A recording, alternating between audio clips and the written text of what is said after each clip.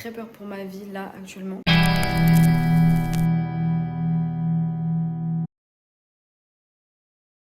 Comment dire? On s'est réveillé à 8h. À 8h30, on a été à l'agence du bateau du coup avec nos tickets qu'on avait achetés en ligne hier pour que la dame nous dise c'est la tempête sur les îles Gili.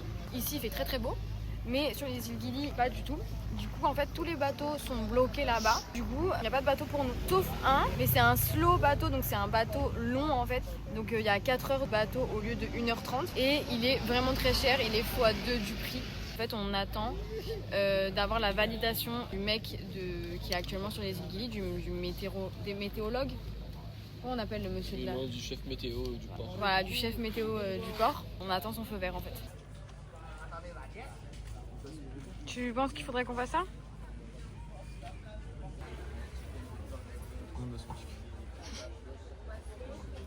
Il n'est pas possible de prendre un petit bateau aujourd'hui parce que c'est trop risqué. C'est trop la tempête apparemment. La seule manière de pouvoir partir de Bali pour aller sur les îles Gili, de prendre du coup les gros bateaux. Du coup on fait un arrêt à Lombok. Lombok, il me semble qu'on prend un taxi qui nous emmène sur un port et du port on va sur l'île Gili. C'est compliqué mais c'est un peu la même merde pour tout le monde. Je trouve trop adorable les petits bateaux ici. On devrait vraiment les jouer. Ah, à la queue le.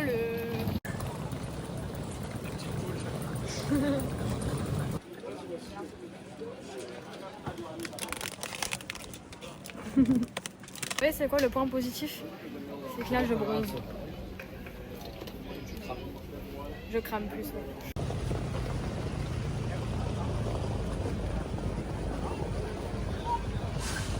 Il est maintenant 13h, nous n'avons toujours pas embarqué. On attend toujours dans une file.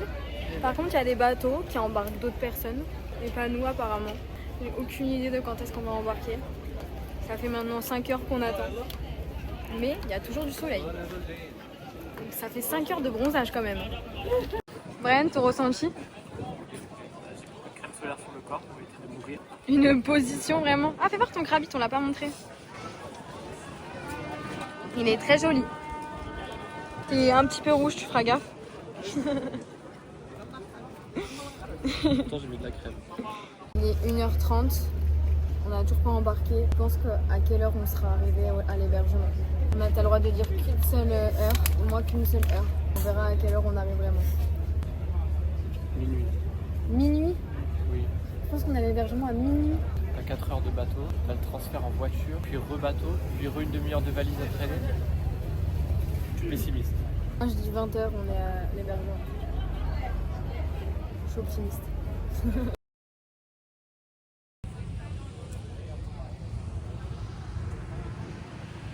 Par terre, dans un bateau, pour encore 3 heures.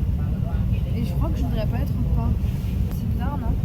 Puis entre les toilettes et les scooters, par terre. Mais ça va.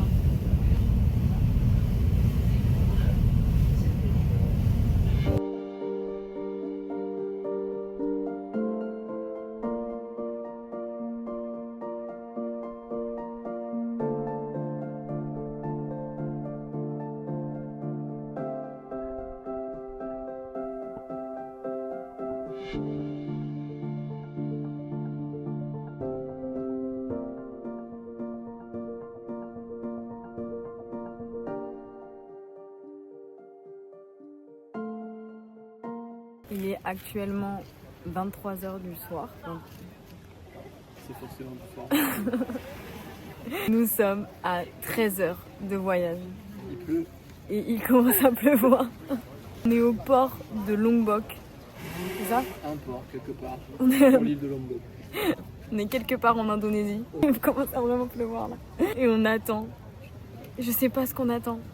Mais on attend. Quand il pleut là. Là il pleut. Froide, t'as vu? Ah, ça bouge. Tu passes ça? T'as bien eu mon grattage de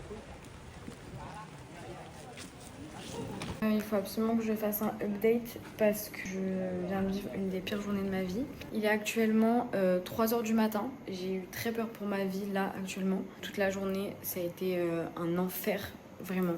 un enfer. On a eu 8h à du coup 2h du matin de voyage. Entre l'attente, les fils, les ferries, les petits bateaux, les bus. Ça a été vraiment une angoisse, une organisation. Je n'ai jamais vu ça. Je n'ai jamais vu un truc aussi mal organisé de ma vie. Pour qu'au final, on est arrivé sur l'île Gili à 1h du matin. J'ai pu manger un petit kebab de deux. Franchement, tout était ouvert. Enfin, vraiment, quand on dit que c'est l'île de la fête, c'est pas des blagues. C'est vraiment l'île de la fête. Et en fait, ce qui s'est passé, c'est que hier soir, j'ai booké du coup un hôtel pour toute la semaine. Enfin, c'est pas vraiment un hôtel en fait, c'est genre des petits bungalows hyper mignons avec des piscines privées et tout. Normalement, t'es censé arriver de 14h à 18h. Du coup, moi j'ai envoyé un mail cet après-midi alors expliquant que du coup il y avait un énorme problème de ferry, que j'avais absolument aucune idée de l'heure à laquelle j'allais arriver, mais que du coup j'allais arriver à une certaine heure et qu'il fallait que je puisse dormir dans l'hôtel quoi. Personne ne m'a répondu.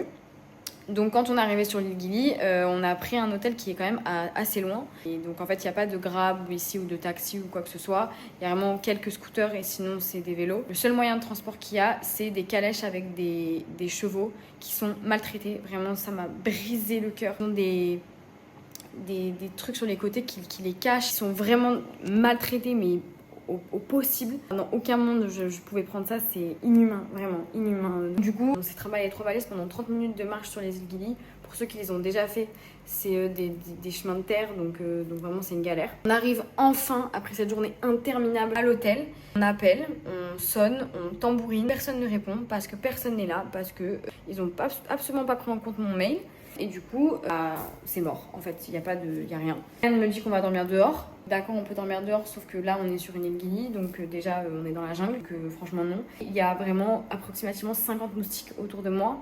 Et je peux rien faire, en fait, j'ai pas de quoi me couvrir, etc. Donc bref, une grande galère. Du coup, j'ai décidé de chercher un hôtel autre part. Donc j'ai essayé d'appeler plein d'hôtels, personne me répond. Et le seul hôtel qui me répond, en fait, j'ai très peu de forfait indonésien. Donc dès que j'appelle, il me dit oui et mon téléphone, mon forfait s'arrête, du coup ça raccroche. Donc je peux pas les joindre et je peux pas être sûre d'avoir une chambre. Donc je décide de partir avec mes 2 valises, de me casser de l'autre hôtel que j'ai booké. Évidemment, je leur ai envoyé un mail bien salé en leur disant que j'espérais qu'il y allait avoir un dédommagement parce que c'est inadmissible simplement. Donc je suis partie avec mes deux valises au milieu des îles Gili, sauf que je suis pas du tout au niveau de la mer, je suis vraiment au milieu. Donc en fait, autour de moi, il y avait de la jungle.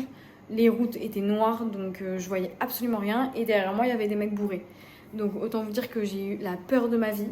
Genre vraiment, j'ai eu très très peur pour ma vie, surtout que j'étais avec mes 2 valises, donc je pouvais même pas courir ou quoi. Genre là, c'était juste moi et Dieu, genre il y avait rien d'autre là. Et au final, j'ai fini par trouver un hôtel qui était dans la jungle. Tout était fermé, donc je me suis dit, je n'ai même pas capté que c'était un hôtel au début. Et il y a un Indonésien, parce que Dieu merci, les Indonésiens sont tellement gentils. Un mec qui m'a vu et que du coup, je pense que je lui ai fait de la peine. Il m'a dit, est-ce que tu as besoin d'une chambre et tout? Et du coup, je lui ai dit oui. Ils ont essayé de voir s'il y avait une chambre de libre. Et il y a une chambre de libre. J'ai payé 50 balles la chambre, ce qui est vraiment hors de prix, genre à Bali. Il est 3h30 et j'ai une chambre. Je vais vous montrer parce que par contre, la chambre vaut le coup d'être vue. Voilà. Petit léopard au plafond. Je vais me prendre une douche, mais un truc, mais laisse tomber.